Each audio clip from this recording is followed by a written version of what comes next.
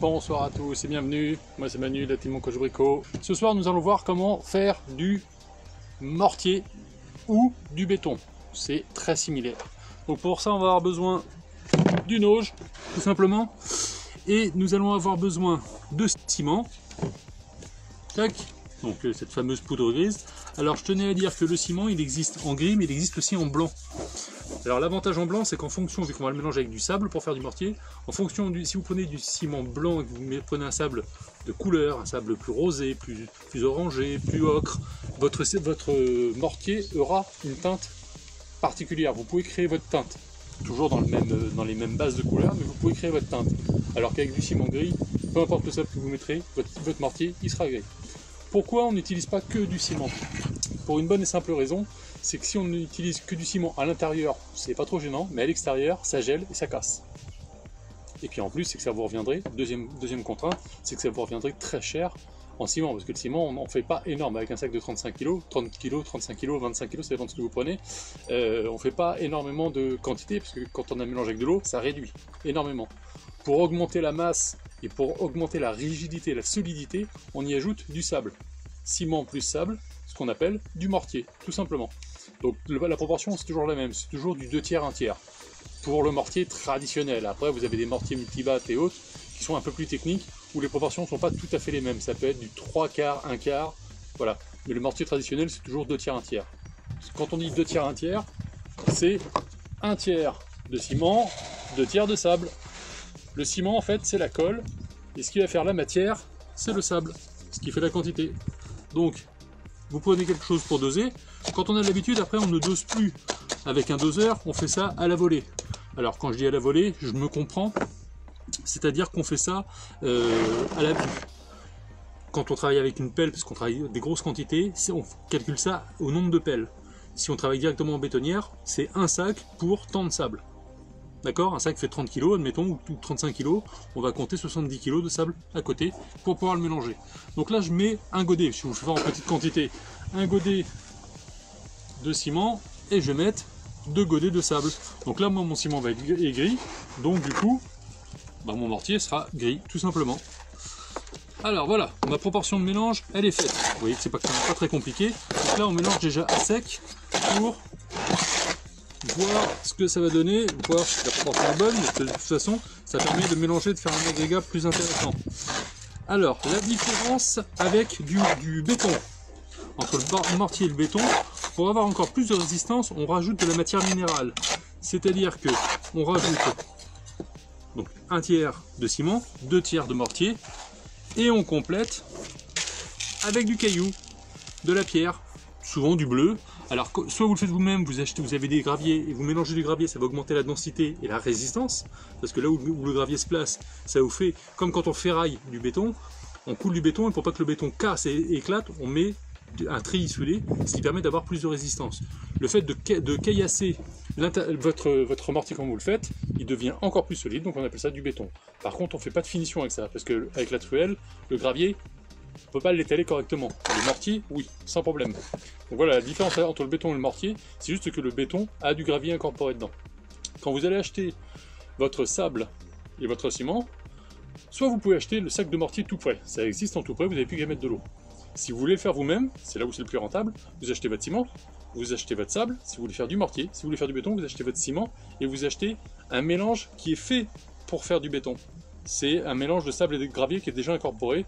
Vous pouvez vous le faire livrer, l'acheter en sac, ou vous le faire livrer directement en big bag ou demi-big bag. Voilà, tout simplement. Un big bag, c'est 1 mètre cube, ça représente à peu près 1,6 tonne. Voilà, pour vous donner un peu les données qui existent sur le marché actuellement. Donc chez tous les revendeurs de BTP, vous trouvez ça sans problème. Nous, on va partir sur le mortier, parce que le mortier et béton, c'est quand même très similaire, hormis que l'un a des graviers et l'autre n'en a pas. Par contre, là où ça va être un petit peu plus, pas compliqué, pas trop technique, mais il faut le savoir, c'est quand on fait du mortier, comme quand on ferait du ciment traditionnel, en fonction de l'eau, de la quantité d'eau que l'on va mettre, ça c'est pareil, c'est au visu. En fonction de la quantité d'eau qu'on va mettre, on va faire des applications différentes avec votre mortier. Si vous mettez beaucoup d'eau, ça vous fait un mortier très liquide, ce qu'on appelle une barbotine. Ça vous permet par exemple, quand vous voulez incruster, vous voulez faire une petite chape et vous voulez incruster des dalles, vous savez, pour les terrasses et l'extérieur. on fait une barbotine de façon à ce que la dalle puisse être équilibrée au maillet avec un niveau à bulle pour que ce soit parfaitement plat. On fait aussi une barbotine quand on veut faire une coulée. Si vous avez un creux et que vous voulez le remplir de ciment, si vous le mettez en état assez solide, vous n'arriverez pas à le bourrer correctement. Donc ce qu'on fait, c'est qu'on le fait plus liquide, donc on rajoute plus d'eau, et on vient le couler, parce que comme il est liquide, il va couler complètement, il va entièrement combler votre cavité, et en séchant, il va très légèrement se rétracter, vous pourrez faire un réagréage par-dessus, mais par contre, vous êtes sûr que toute la cavité est entièrement prise, parce que vous partez avec un liquide.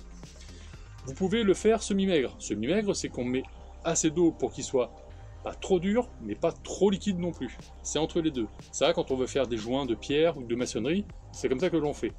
Par contre, il existe aussi ce qu'on appelle le mortier maigre. Maigre, c'est qu'on met très peu d'eau pour avoir une matière très compacte qui va vous permettre de travailler, par exemple, si vous travaillez sur un plafond, dans une grange, c'est-à-dire sur les extérieurs, les auvents, un genre de choses, et si vous avez besoin de maçonner en hauteur, si vous le faites un peu trop liquide, quand vous allez le mettre, il va retomber aussi sec.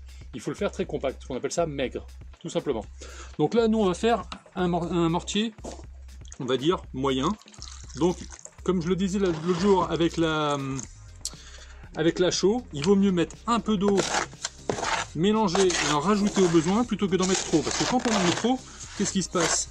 Bon, on peut pas aller dans l'autre sens. Autant on peut rajouter de l'eau pour le diluer un petit peu plus, autant on ne peut pas enlever de l'eau. Et si vous mettez trop d'eau, bah après vous avez une barbotine. Et si vous avez besoin de travailler le long d'un mur ou de mettre des parpaings, c'est juste pas possible. D'accord? Donc, on va d'abord faire quelque chose d'assez maigre. On va essayer de passer par les 3 étapes. Et ça va permettre de voir un petit peu la consistance que cela doit avoir. Alors là, quand je vous fais voir ça, c'est pour les débutants. Je vous dis pas que vous allez construire une maison avec, hein, parce que c'est beaucoup trop en quantité. Par contre, pour pouvoir monter une petite clôture, faire son mortier, son ciment, c'est quand même très pratique. Quand on veut sceller 2-3 trucs, ça peut être vraiment très pratique. Alors, on va rajouter... Alors là, par contre, j'ai pas mis assez de mortier pour le coup. On va en rajouter un petit peu, parce que là, vous voyez, mon sable devait être imprégné d'eau, donc il n'y a pas assez... Après, c'est au sujet, hein, c'est aussi de visu, de voir ce que ça donne et ce que l'on va pouvoir en faire. Donc, je vais rajouter un peu plus d'eau. Hop là. Et là, je commence à avoir un mortier qui commence à avoir une consistance assez intéressante.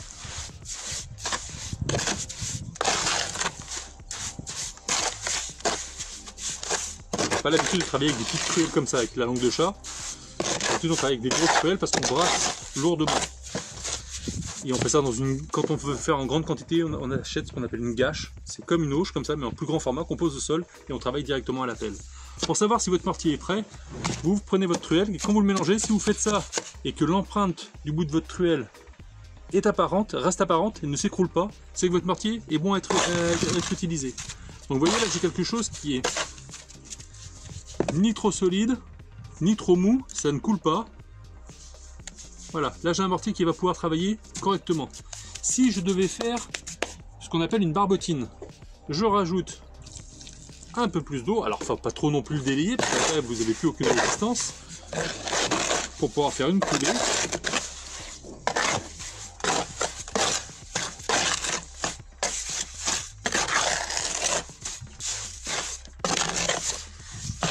Alors barbotine, très pratique quand par exemple on veut installer une clôture grillagée chez soi, ou avec ce qu'on appelle des panneaux rigides, et qu'on veut maçonner le pied. On fait un creux, on met le pied, et soit on fait un ciment semi-maigre et on vient avec une truelle bien le bourrer pour bien le lisser, soit on fait une barbotine, on vient directement le couler, et ça va se mettre directement à plat, par gravité, tout simplement. Hop, donc là je rajoute encore un peu plus d'eau.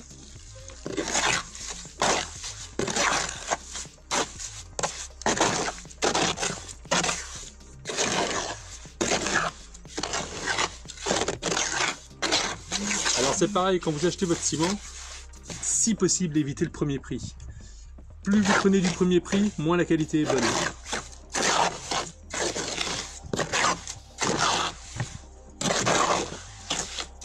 Voilà, on atteint ce qu'on appelle une barbotine qui coule, ce qui permet de pouvoir remplir une cavité tout en le faisant glisser dedans. Parce qu'il est complètement imbibé d'eau, et quand l'eau va s'évaporer, et que le mortier va commencer à sécher, c'est ce qu'on appelle tirer, le béton tire ou le ciment tire, c'est là où il se met en période de séchage. Attention, ne faites pas de ciment, de mortier ou de béton quand il y a trop d'eau, parce que là votre mortier ou votre agrégat va avoir énormément de mal à sécher, il ne séchera pas parce qu'il va être développé en eau et du coup il va se délayer complètement, il aura plus d'efficacité et de résistance mécanique, mais ne faites pas ça non plus quand il fait trop chaud. Quand il fait trop chaud en plein soleil par exemple, qu'est-ce qui se passe? C'est que votre mortier tire trop vite, c'est-à-dire qu'il sèche trop vite, et le problème c'est qu'il craque. D'accord? Voilà ce qu'on pouvait dire sur le mortier, et donc le béton c'est la même chose, avec un apport supplémentaire de gravier. A ciao les petits clous!